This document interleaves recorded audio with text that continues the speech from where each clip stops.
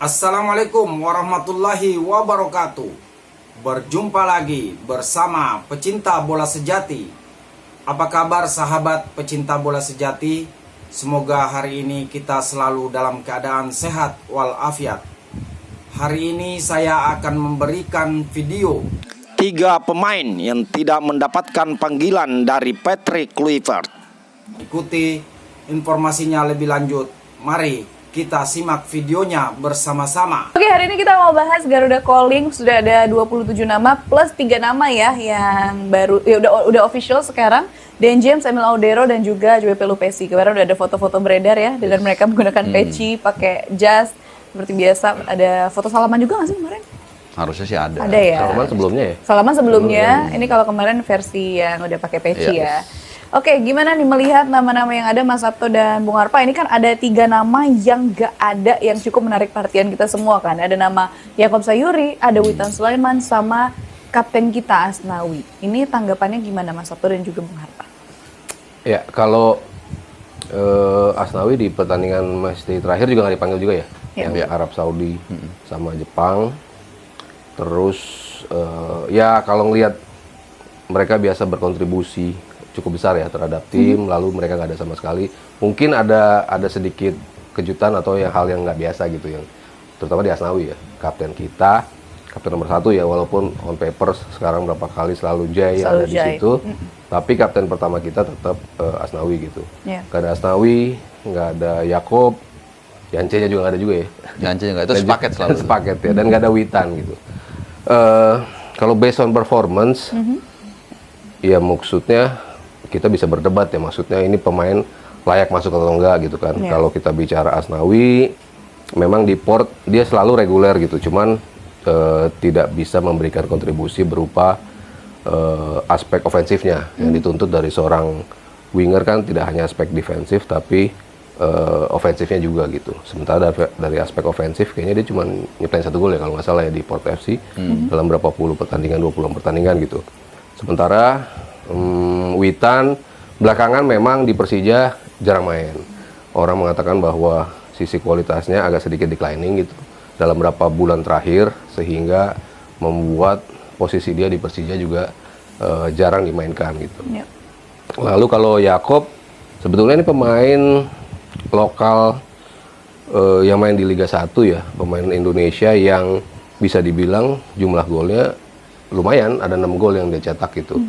Dia hanya 1 gol di bawah Septian Bagaskara 7 gol, 7 gol, sementara Yaakobnya 6 gol dan 6 assist. Sebetulnya kontribusinya lumayan lah gitu. Cuman waktu Patrick Kluivert datang ke Ternate nonton itu, emang lagi nggak bagus permainan Yaakob dan itu juga memang pada gugup semua kata Kakak Imran. Iya, Kakak Imran bilang, terus Bung Wesley Utagalung juga bilang, para pemain kayak nggak lepas ketika ditonton Patrick Kluivert di situ. Apakah base dari itu apa enggak? Ya nggak tahu juga gitu. Cuman kalau kita lihat sih sebetulnya kan di luar ini namanya bisa dibilang hampir sama ya, hampir sama dengan squad yang dipanggil oleh pelatih sebelumnya. Jadi kayaknya Patrick Kluivert juga nggak mau mengubah banget lah ya dalam positioning jumlah pemain dan juga pemain-pemain yang selama ini dipanggil oleh mantan pelatih kita gitu, Sintayong gitu. Sementara yang 3 nama tadi ya memang sering keluar masuk ya. Witan kadang ada, kadang nggak ada. Yaakob kadang nggak ada juga. Jadi ya kalau ada perubahan di sisi itu ya normal-normal aja sih ya. Karena based on satu bilang performance juga yang bisa dibilang nggak sedikit turun, dan juga posisi-posisi pemain-pemain baru yang datang bisa mengisi posisi itu gitu.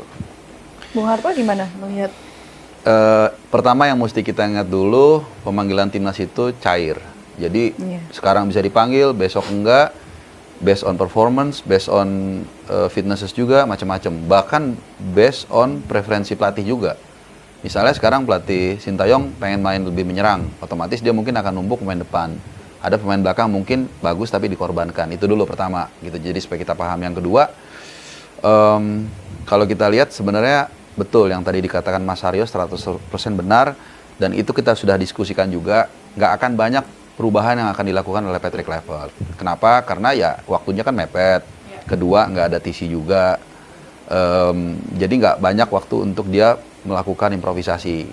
Ya paling 3-4 pemain plus pemain baru ada 4 total dengan Oli Romney yang emang Udah agak dua nih. masuk. Nah, jadi itu.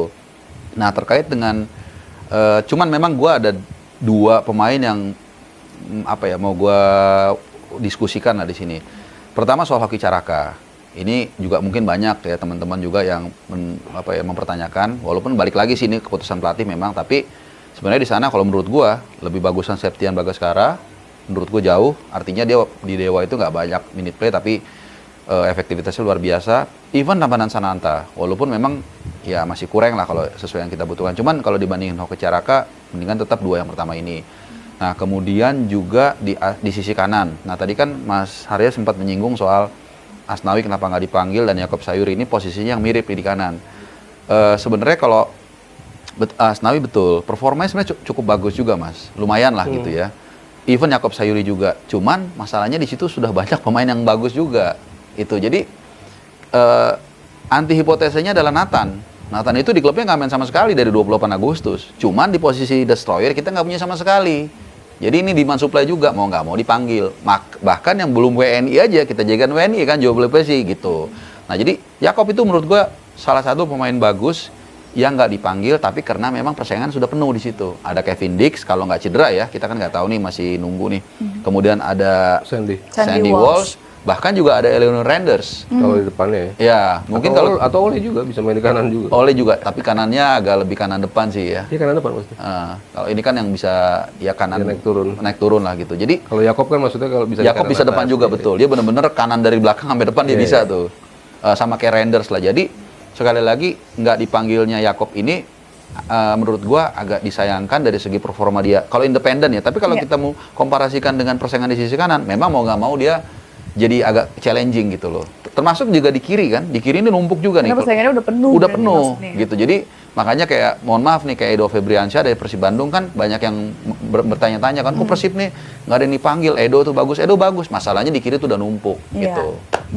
Berarti sebenarnya bisa dibilang ini bisa jadi kesempatan buat Aliano juga ya, karena kan posisinya Yakob Sayuri itu bisa masuk. Di kanan atas ya. Iya, bisa kanan juga. atas, Iya. kanan depan Eliano. atas. Iya, Eliano tuh kalau dulu kita ingat pemain mungkin seperti Kiren Dyer kali ya. Jadi kayak agak di beberapa posisi sekaligus kayak agak ngacak gitu lah, atau Zambrota mungkin. Tapi nggak sebanyak Zambrota lah.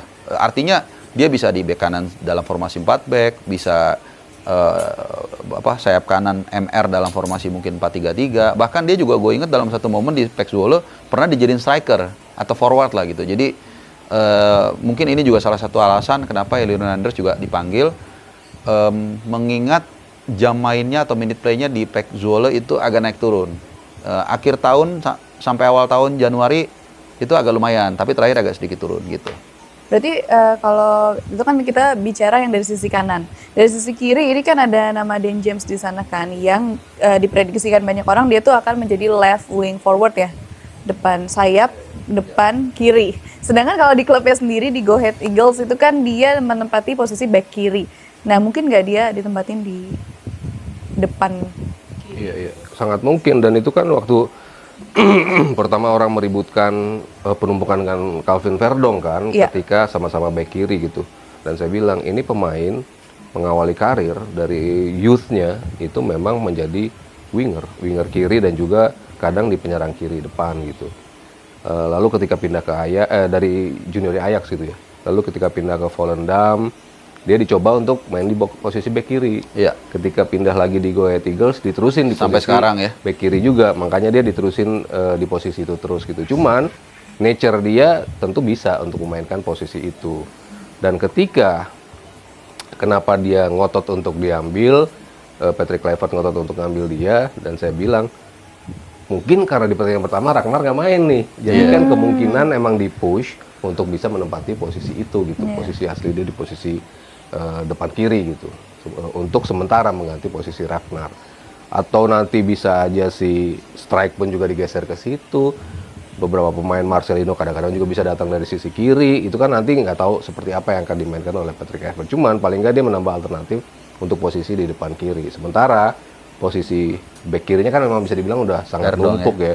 Udah ada Verdong di situ yang kayaknya udah jaminan lah dia Iya. pasti menjadi back kiri. komposisinya apakah di 3-4-3 ataupun 4-4-2, ya udah pasti di kirinya Verdong gitu kan.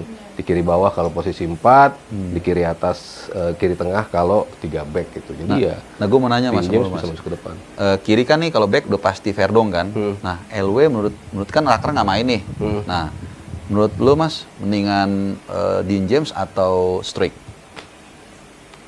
Kalau dia ngotot di pertandingan sebelum ini ngambil Dean James, kayaknya Dean James Pasang. yang mau diproyeksikan di posisi itu. Sepaket ya. Di posisi depan itu, kayaknya Dean James yang emang mau di. Karena kalaupun mau bertahan dua-duanya kuat.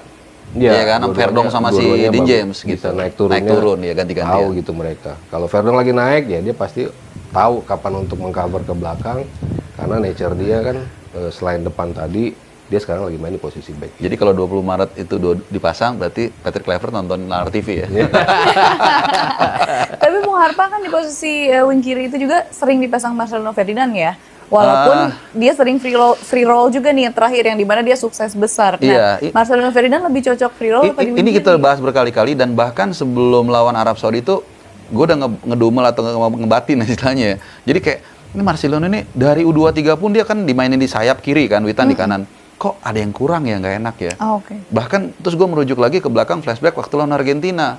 Itu lawannya kan Argentina walaupun itu friendly, tapi ketika dia di free roll dia tuh kayak ngedapetin apa ya, the real-nya Marcelino, dan itu kan yang kemudian peran dia tuh dimainkan saat menghadapi Saudi kan, dan akhirnya dia blossom. Jadi kalau Marcelino sih gue rasa 95% gue yakin dia kan harusnya, menurut gue ya, ini bukan nanti Patrick Kluivert lebih pinter, iyalah dia lebih pinter gitu loh. Cuman menurut gue dari pengamatan kita nih kayaknya rata-rata orang juga ngelihat dia lebih enak lihat main dia sebagai free roll.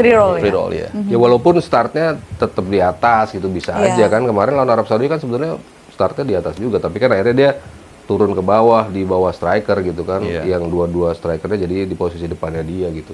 Walaupun startnya di posisi kanan atas kayak posisi Iya. Witan misalnya Iya. gitu kan. Tapi kalau Marcelino kan emang selalu setiap start di posisi kiri kayak di posisi Iya. kanan, tapi Tapi kan dia bebas. Besok kemana-mana. pasti ngacak Iya. kan kemana-mana. Kadang-kadang dia ketika di kiri ada di sisi kanan, ketika Iya. ditaruh di kanan ada di sisi kiri. Ya memang dia butuh space besar untuk mengeksplor kualitas dia, Iya, terutama iya. dribbling dia, take ons dia, itu kan dia punya kemampuan yang cukup baik lah untuk melakukan itu. Jadi ya kalau nanti posisi dia yang paling pas, ya balik lagi sih satu di depan midfield, Iya. kalau nggak di belakang Iya, striker, setuju. pasti di posisi situ. Nah ini kalau kita lihat di lini depan kan juga ada nama-nama menarik yang tadi Bung Harpa udah sebutin nih. Ada Rabadan Sananta yang di akhir kepemimpinan STY udah nggak sempat dipanggil lagi. Terus ada Septian Bagaskara yang Iya. di Dewa United nih lagi gacor juga Iya. lah ya. Tapi ini apakah hasil dari apa ya, pengamatan Patrick Kluivert berarti Belusukan. Iya, belusukan ke Liga 1.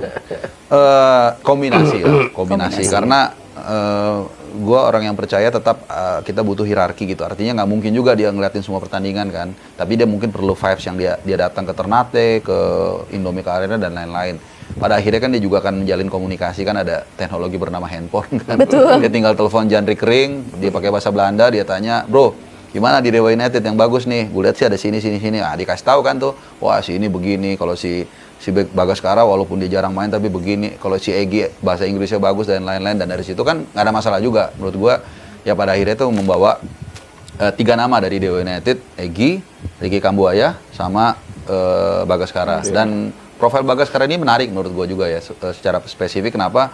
Karena posturnya kan juga lumayan tuh 183, kemudian juga yang paling penting adalah di kotak penalti itu kalau kita perhatiin dia tuh berani melakukan kipas dan berani mengambil keputusan. That's why walaupun minute play-nya nggak banyak, tapi dia bisa mencetak 7 atau 8 gol lah dan 1 assist. Jadi iya 7 gol ya. Jadi ya persaingan di lini depan ini jadi semakin lumayan seru ya. Dan Rabadan Sananta pun terakhir-terakhir agak lumayan. Walaupun sempat kemarin dia tercoreng 1 kartu merah. Gue lupa waktu menghadapi siapa gitu. Dan mungkin ya Hoki Caraka yang akan ada di urutan terakhir lah. Dia menarik juga yang jadi banyak pertanyaan sama netizen nih Mas Sabto, nggak ada pemain-pemain dari Persib Bandung, padahal kan di klasemen lagi nomor 1. Iya. Itu kira-kira kenapa Mas? Ayo lo. Ayo. Itu kira-kira kenapa Mas? Pelatihnya bukan Belanda ya? Wow. Enggak ya? Kodak. Enggak sih, kalau tadi memang kenapa ada 3 pemain dari Dewa United, terlepas dari memang kualitas mereka yang eksepsional Mumpuni. juga. Si Egy kita tahu lah kemampuan dia seperti apa, luar biasa. Ricky Kabuaya ini salah satu pemain favorit gue lah di lini tengah. Kemampuan dia untuk melakukan gaya magis tuh kelihatan banget di beberapa pertandingan gitu. Nah yang satu lagi Septian Bagaskara tadi kan udah disebut sama Harpa. Ini pemain emang lagi bagus, sering masuk sebagai pemain cadangan tapi memberikan impact berupa gol gitu.